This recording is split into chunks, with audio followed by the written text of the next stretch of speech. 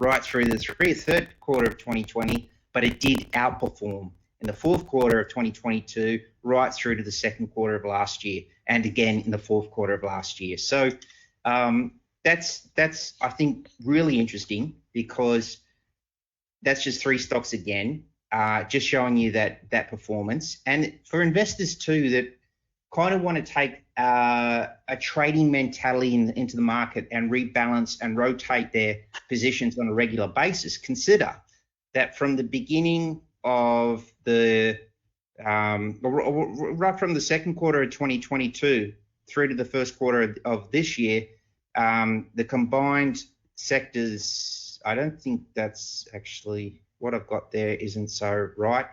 That top line, it doesn't look that correct. But what I'm going to say is from the first quarter of 2022 to now, you can see you can add up all those individual price returns.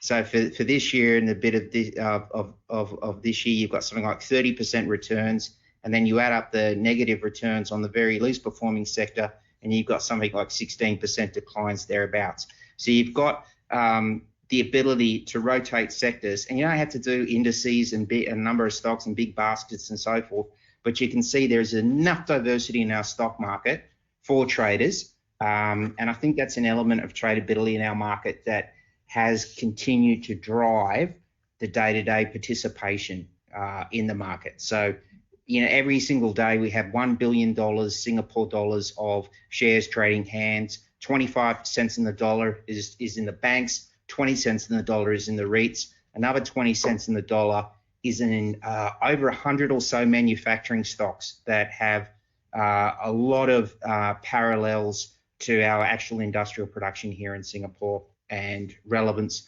obviously to our trading numbers as well. So there's a lot there.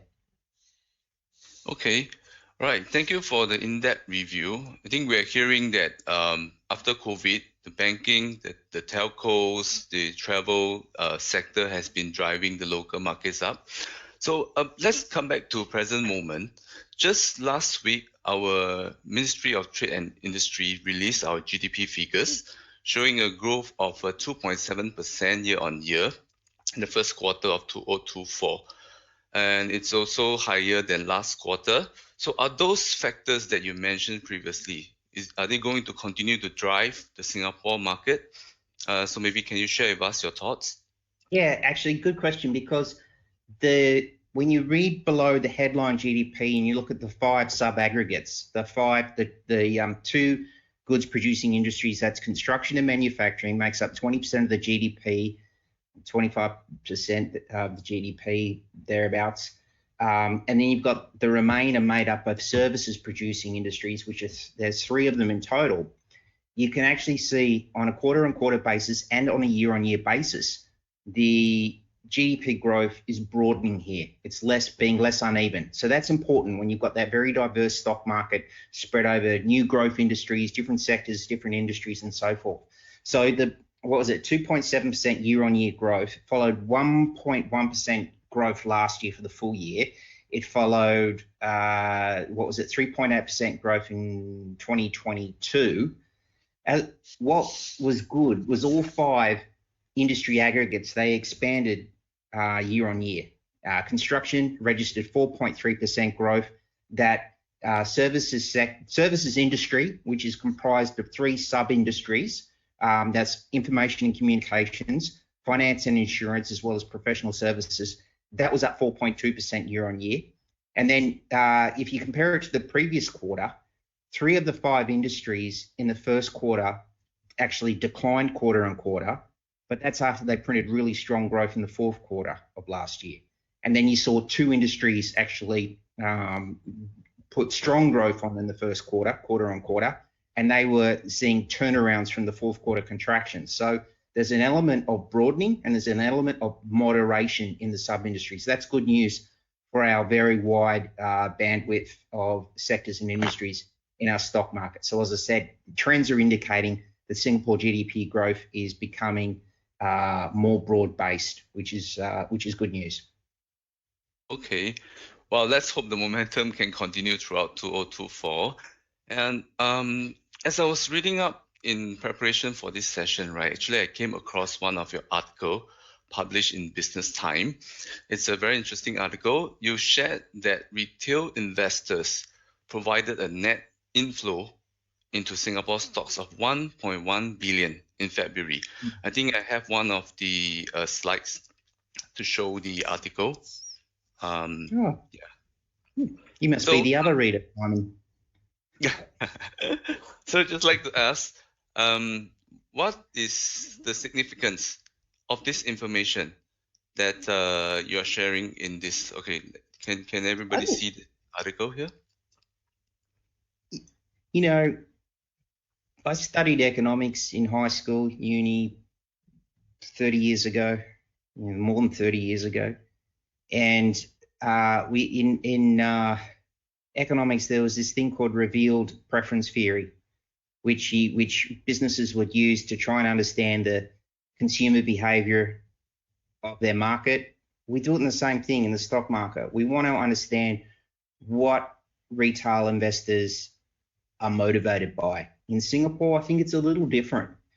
When you look at the retail inflows and you put it, not that you need to all the time, and it's not that it's necessary, but if you do look at it in terms of what the market risk is like, what the volatility is like, what the performances are like, what they're holding from the first place, and just look in and you can see that revealed preferences actually show that retail investors are more active when the STI and its constituents underperform its global peers, or when various sectors underperform other sectors, as opposed to comparative outperformance. Because there's that old, I don't know, it's a cliche adage, but that retail are always in too late, and just follow the comet, and then the retail always go in last and buy high and end up selling low. Doing it that way because they end up getting in too late. But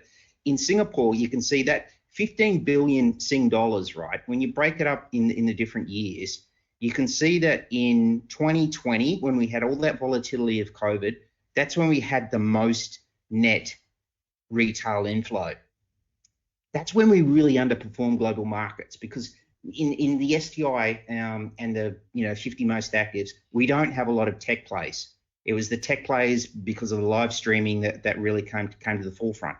So case in point, back in that year in 2020, the biggest trade I've ever seen in our stock market, it actually took place. It was retail investors buying DBS with a volume weighted average price that year of around $21.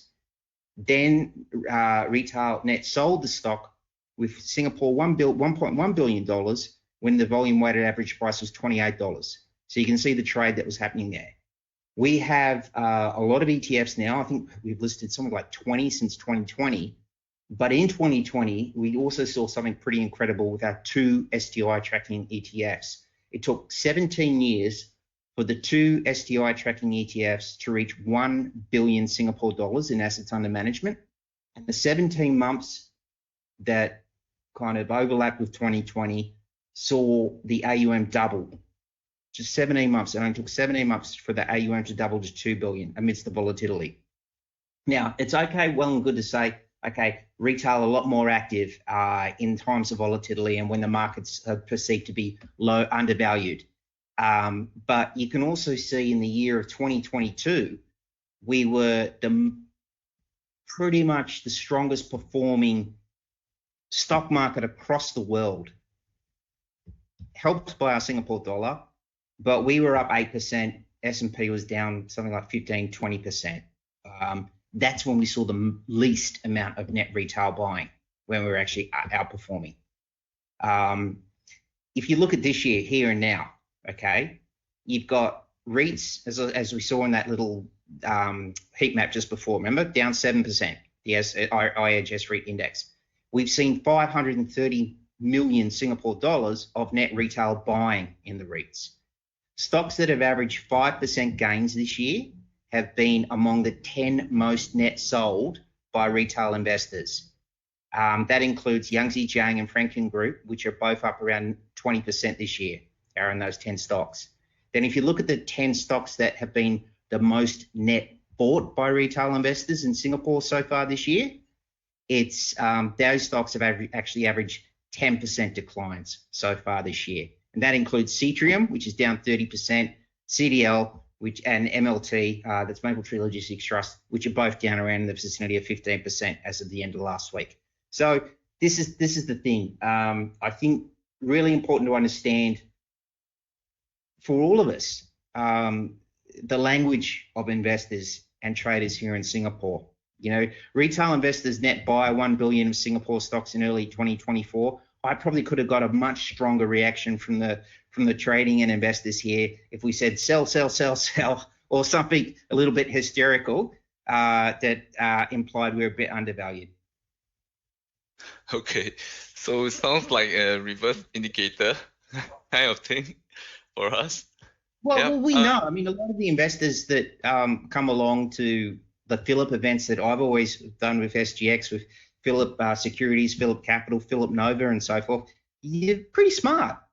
Very, you know, you can't, you know, they're not going to sort of follow comets and stocks that are crazy valuations and so forth. So, yeah, I think it just reflects a well-seasoned, relatively sophisticated retail investor base here in Singapore.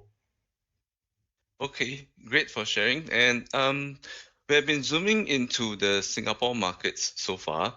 So now let's zoom out, okay, and take a look at how global events will likely impact Singapore market this year. So once again, before that, right now we would like to hear from the audience again. So now we are going for a poll. So the second question that we are going to ask the audience is, do you think interest rates will drop, rise, or maintain by the end of 2024? So Sri, can you help us to show the poll question? Yes, poll has been launched. Members of the audience, please vote now.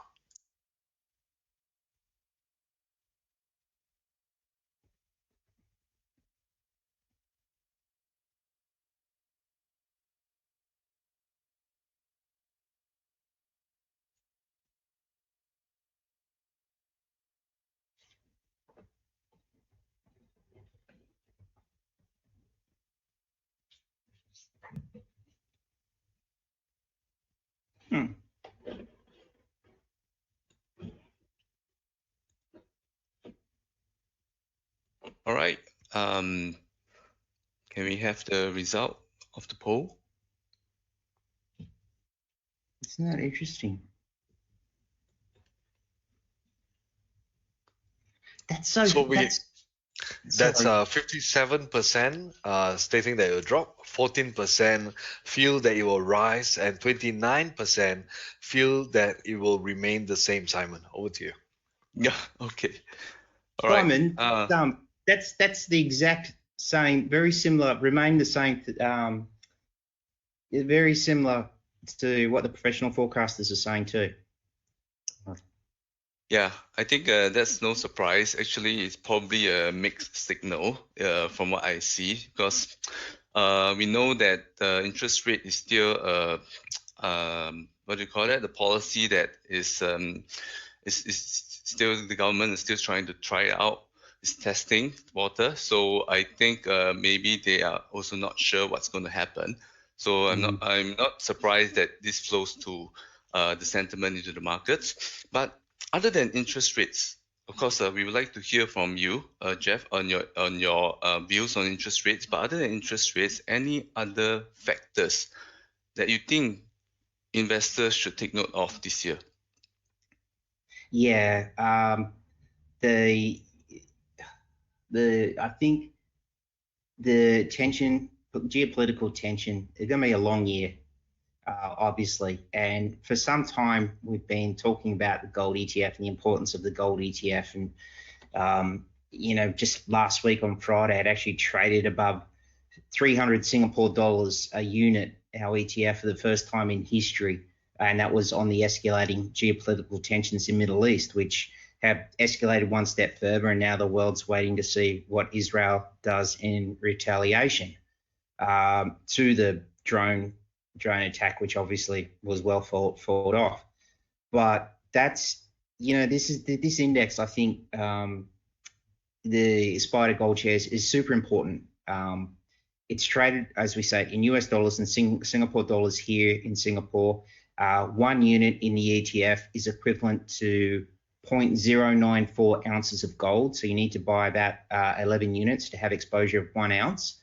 And, over the past 2 weeks as well, the average daily turnover of the ETF has reached its highest levels in 4 years. We have to go back to excess volatility in 2020. So this is really important.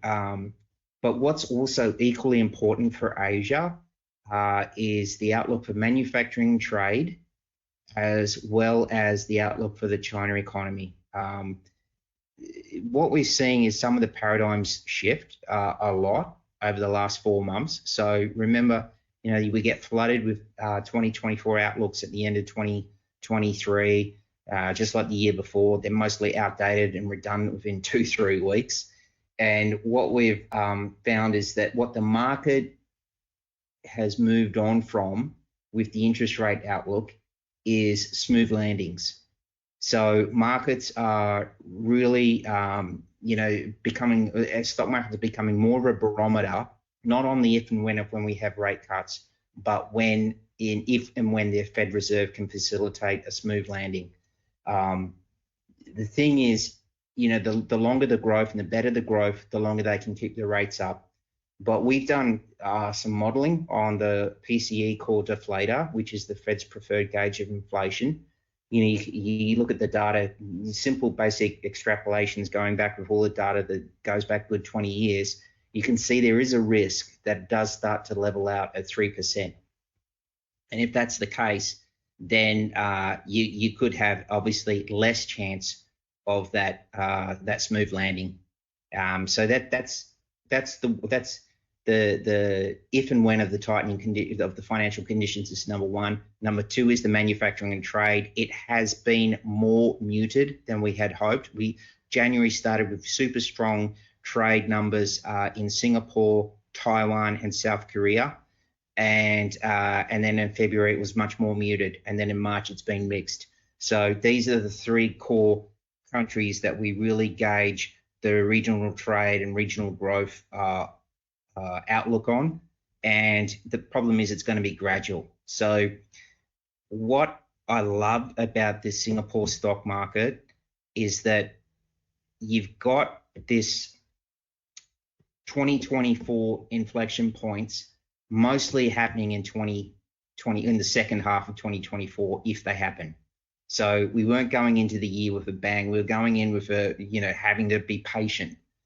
And in the meantime, companies have had to continue optimizing, employing proactive capital management measures to add value to the shareholders, just as we do as an investor. As an investor that oversees a portfolio of different assets, we need to find ways when markets aren't moving to make the portfolio more efficient in generating returns. And we've seen that with a lot of our companies as well. So you've got the macro, which is obviously the regional growth, the interest rates, and the geopolitics, but you've also got a lot happening on the micro front, and companies really embracing the long-term structural trends here, such as digitalization, sustainability, and of course the newer regional integration across Southeast Asia that's trying to basically conjure up a lot more growth going into 2030.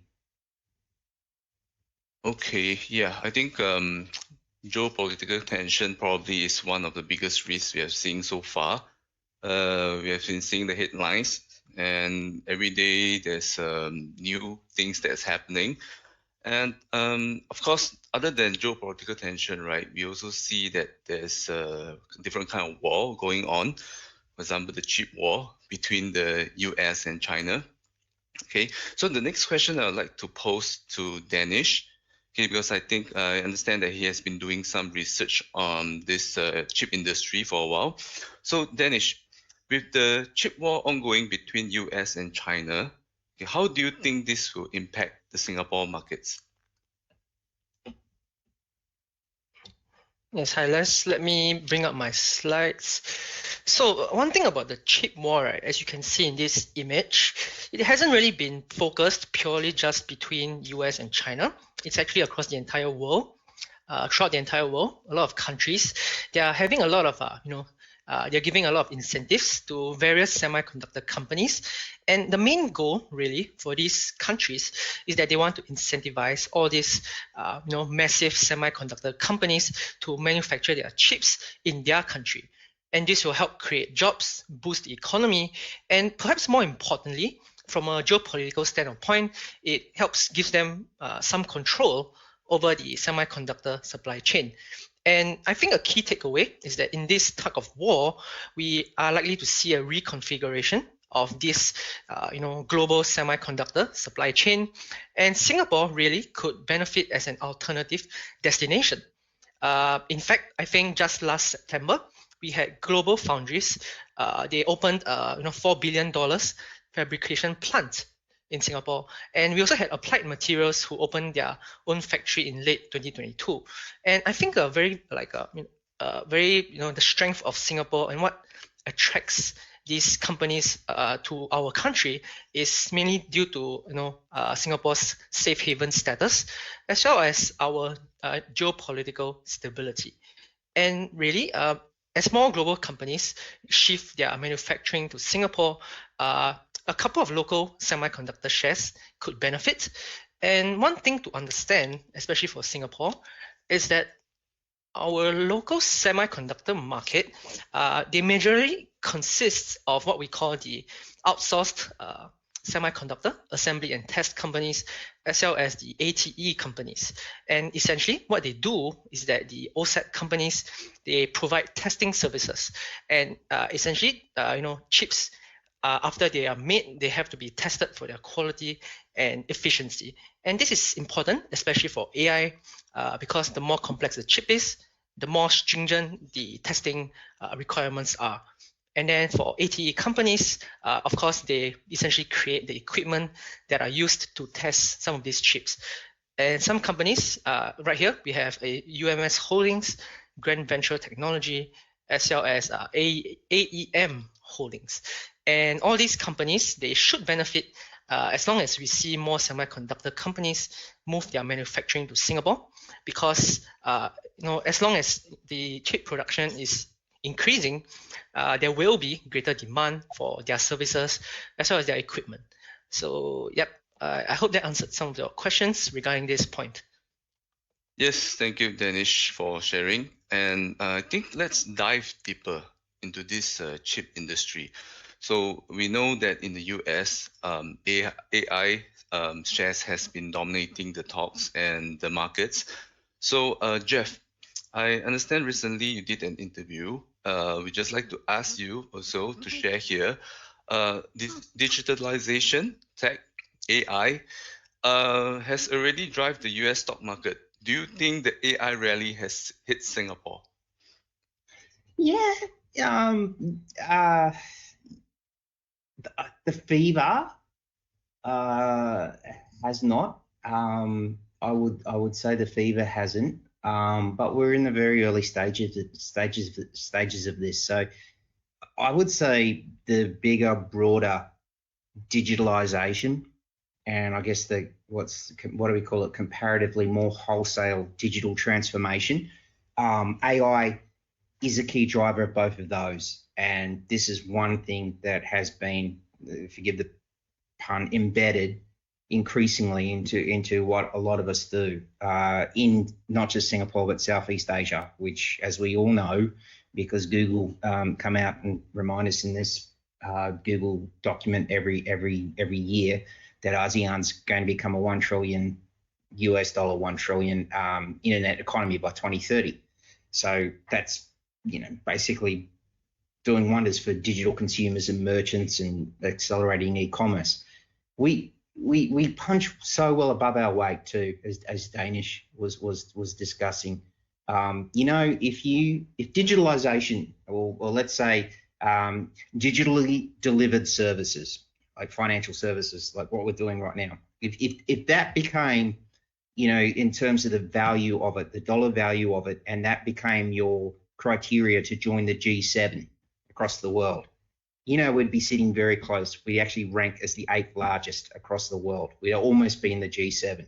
So, cross-border work through computer networks, the increased digital intermediary platforms, financial services, all the IP-related insurance and telco services, and etc. That all goes into that.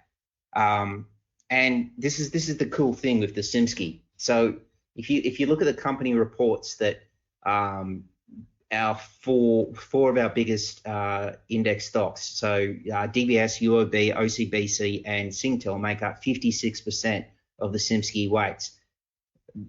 Digitalization has been playing a key role in the service delivery of these businesses. The majority of the three banks, their customers are all digitally enabled.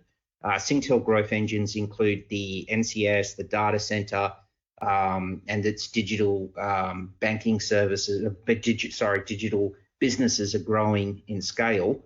And at the same time, you've got, I think, C and Grab also make up 12% of the CIMSCI as well. So digitalization is a big long-term structural theme, and it's also a really big part of the CIMSCI.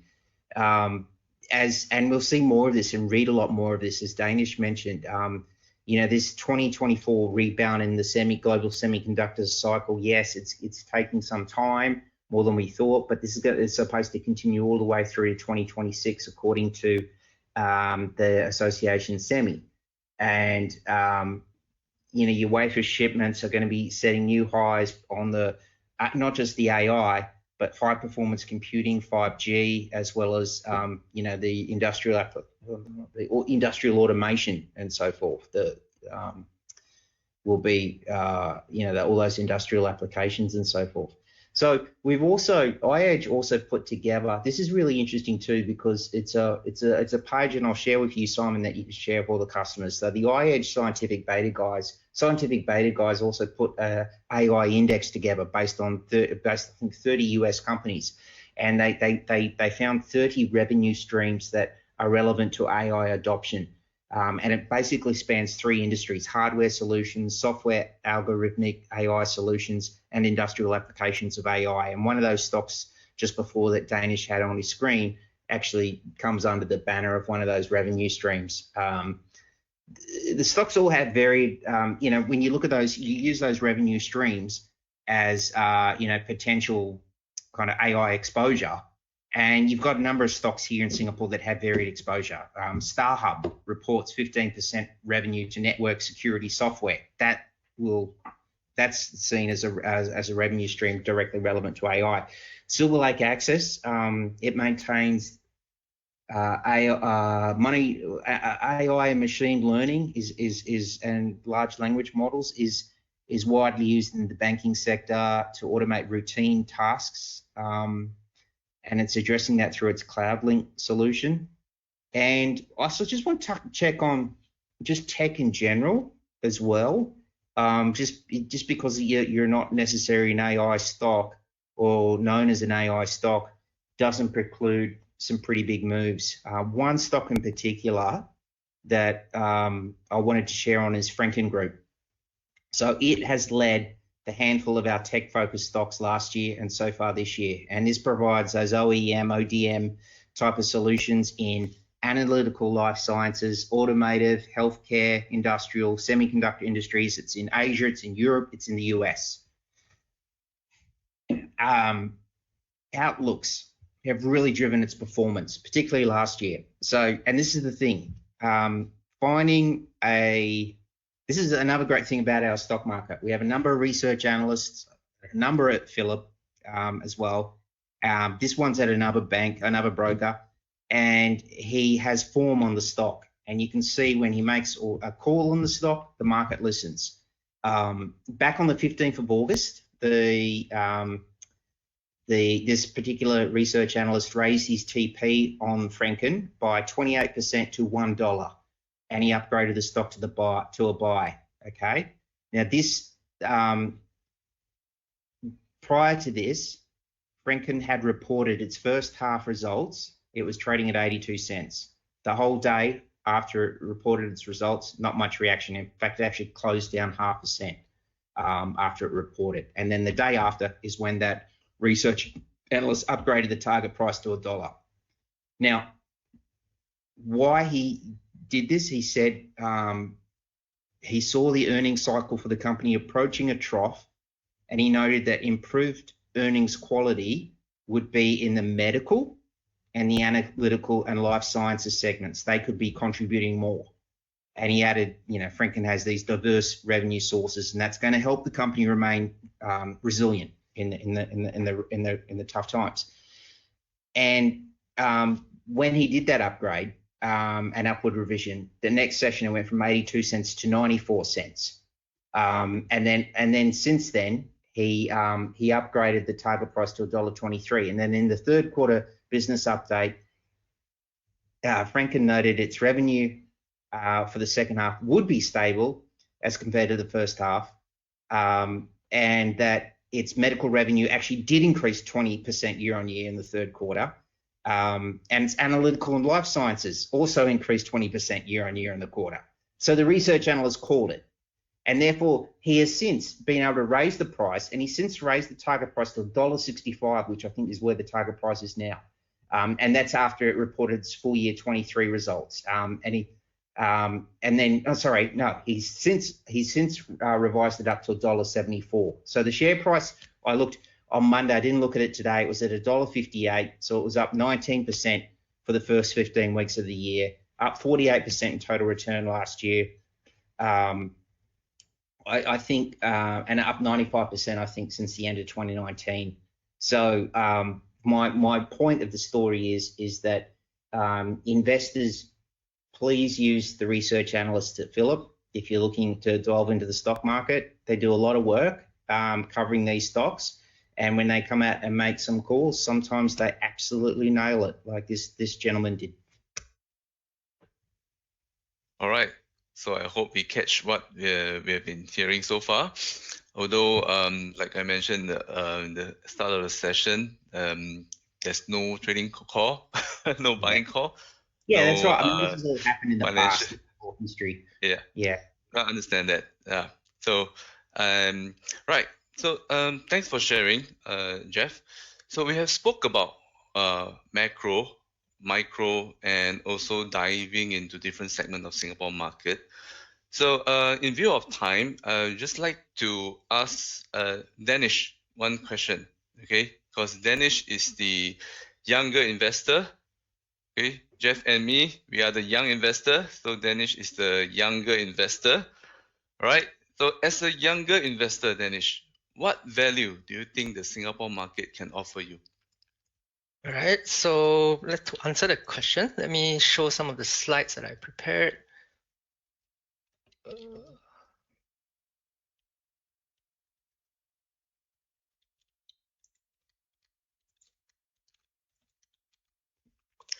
So I think for the Singapore market, especially for younger investors, not many people are actually aware that when you compare it actually to some of the global developed markets, especially the S&P 500, and when you look at it from a forward PE ratio perspective, you see that Singapore equities are actually looking pretty cheap. So how do you interpret this graph over here?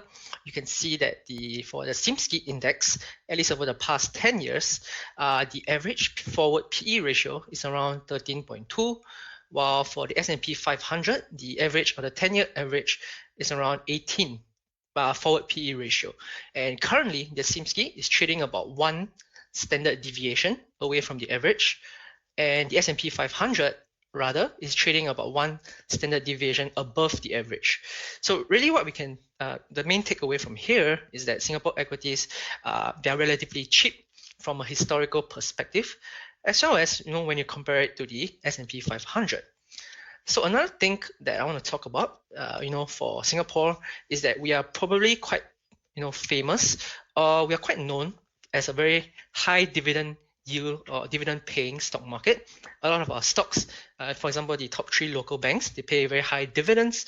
And you can see over here in this chart I provided as well, Simski has a dividend yield of about 4.5, the STI about 5, and you compare it to the Nasdaq as well as the S&P 500, which is the orange and green line. They only provide a dividend yield of about 1.4 and 0.8. So, if investors really want to capture dividends, they can choose to invest in some of these, our local banking stocks. Of course, I think SGX, we also have Simski futures based on total returns. And total returns basically includes dividends as well as capital gains. So based on, the high dividend yield as well as the valuation discount, we can say that Singapore is historically a value-oriented market. Although for the Simski, the inclusion of Grab and Sea does make it, have a slightly higher growth exposure. So lastly, I think for younger investors, the Singapore market can very importantly provide diversification benefits. And this is very important, especially if you have a very, US heavy portfolio. This graph over here shows us that the Simski index, when you compare it to the S&P 500, it has a correlation of about 0.48 or 48%. And this is really the key when it comes to increasing your portfolio's diversification. And the main goal for an investor would be to add as many uncorrelated or assets with low correlation as possible. And this is really the holy grail of investing. And the Singapore market, the Simski index is really a pretty good product for investors. And that's my take, at least for as a younger investor on the Singapore stock market. All right, thank you, Danish, for sharing your views. I think we have been hearing a lot about Simski. So in our last segment, before we come to the end of the session, I would like to go into more product specific. So we know that in Singapore, there are 2 main indexes that's tracking the Singapore market. So one, the STI, Straits Times Index, I think we are familiar with that. And another one is the MSCI Singapore Index, or Simski for short. So Jeff, I'd like to ask you, so after the inclusion of Grab and Sea Limited, okay, Sea Limited, I think is the holding company for Shopee and G Arena, maybe we are more familiar with that. After inclusion of this Grab and Sea Limited into its composite, how does this impact the performance compared to the STI? Okay, I've got a slide. I don't know if you've got it, Bloomberg chart, if you can share it and flash it up. But it basically, it's been varied. Just while you pull it up, I used to broke the Simski futures when I was a young guy in the 90s, in the late 90s, when they first came out in the late 90s of Jarden Fleming in Sydney. I was broking this, one of the first Aussie to actually place orders through the Cargill futures, on the floor in Cymex.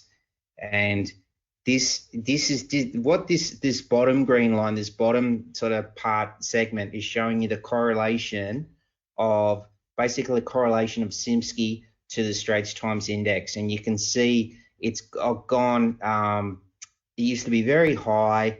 It's then gone lower because C was so huge at its hiatus. And then the correlations gradually come back to around 90% above. So this year, Simski has outpaced STI.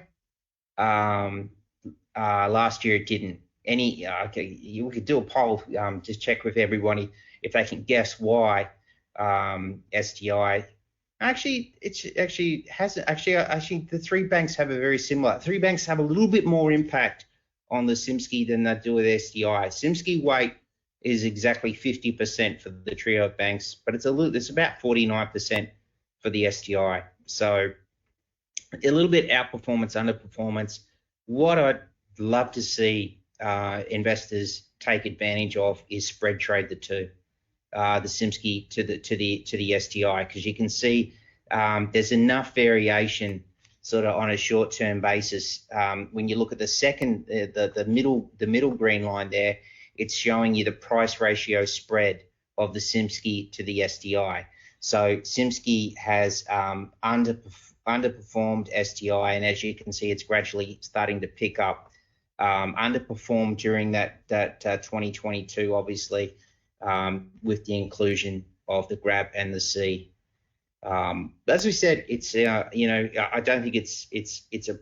I think what C is 9% and 3% for GRAB. It's super thematic when you look at it. This is not just a Singapore index. This is a great Southeast Asia index that's very important to some of these long-term structural themes like digitalization.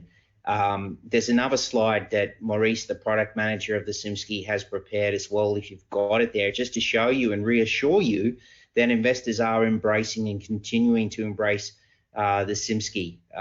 The trading turnover in terms of volume, I think in March last month was 63,000 contracts, which is what, $1.4 billion a day on average.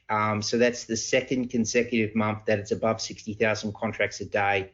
And just for a base, it used to be averaging around 55,000 contracts a day. So what's great is the SIMSCI has not come off to prompt the extra volume in the contracts, but it's actually, as we said, been very, very level. So yeah, this is one index very close to our hearts. And if investors want more information, Simon, you know where come through and ask us.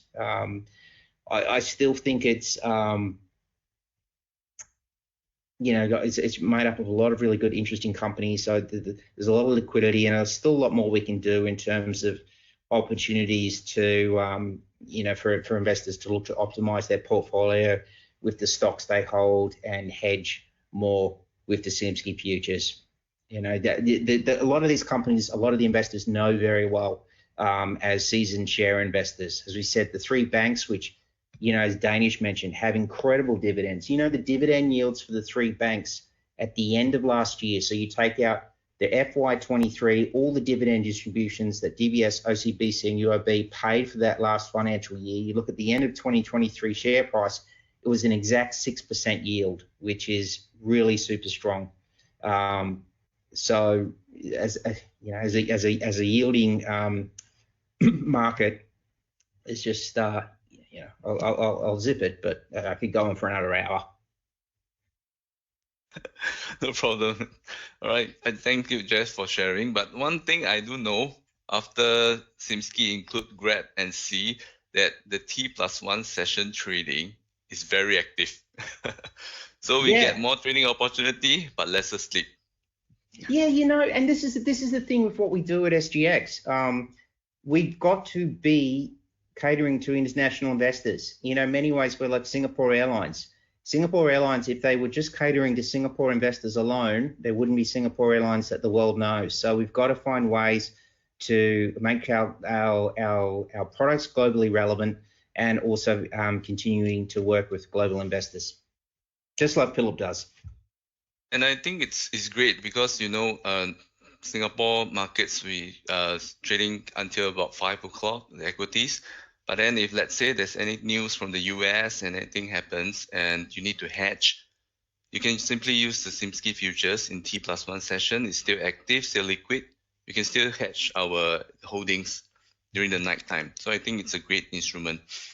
And thank you for sharing. And if any one of you would like to know how to invest in SIMSCI or trade the SIMSCI, do leave a comment and we will get in touch with you after the session. And right now, we also have this promotion. Maybe I'd just like to bring out this slide over here. Yep. Okay.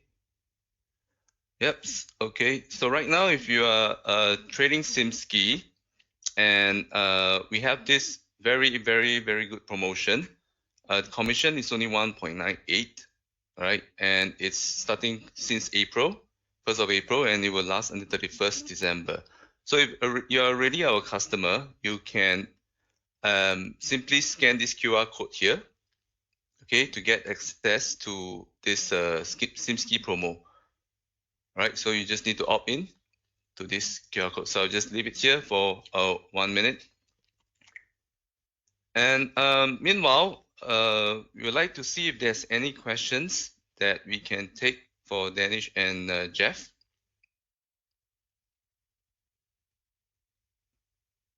Members of the audience, now's a great time for you to type in your questions in the question box. Fire away and let Danish and Jeff and Simon himself address all the questions that you may have about the Singapore markets. Take this opportunity to type them and we will address them very shortly. Meanwhile, Danish and Jeff, what do you think, starting with Jeff first, what do you think should be the key takeaways for the audience based on what you shared today from today's session? I think markets are super vibrant, very fluid outlooks at the moment. I think staying in touch doesn't have to be too complex. And as I've tried to kind of share, usual brokers and the services that they do offer, because they can be very helpful. So just to chip in. Yeah, Danish, over to you. I think Jeff mentioned about the yield. The Singapore market, the yield that we pay out is very, very high. And, just a slight comparison, most people when they invest in, let's say, like an fixed deposit, the yield provided by fixed deposit is around 3%. And, Singapore markets, they provide almost double the yield. So that's a very good, point to think of. And I think, if I were to give any advice for the audience, I think, Singapore equities in general, they provide a form of stability. Singapore is the only AAA rated sovereign in Asia. So we are a very safe country. We are viewed as a safe haven internationally. And again, I think diversity is key. And, that would be my biggest advice as well. It's not really hard to achieve as well. All right, thank you, Danish and Jeff. Okay, I think if there's any questions, just feel free to post it inside. Otherwise, you can email to us as well. So I think we are coming to the end of this session. I really thank both of you for your time. And Jeff, do you have any last advice for our audience? Final advice. Yeah, I'm just, I don't know if anything that we've said has resonated with you or you're interested in more, please, do follow us on our Telegram channel or SGX Academy. I've been more focused on the stock market over the last 10, 12 years at SGX than I have derivatives, although, my history is derivatives. And I know a lot of the derivative brokers and so forth at Phillip very well. And they are a great team and wanting to engage with the investors as well. I don't hesitate to ask them any questions or ask them to clarify anything, or, in many cases too, when as brokers and intermediaries, we get asked, what's going to happen. And sometimes we don't know, or a lot of time we don't know, but what we do know is where you can find and what things you should follow to help you make those decisions as well. So we can help navigate and circumnavigate some of the more complex things of investing in derivatives, as well as what drives them. So what I'm just trying to say is don't hesitate to reach out. All right, thank you, Jeff.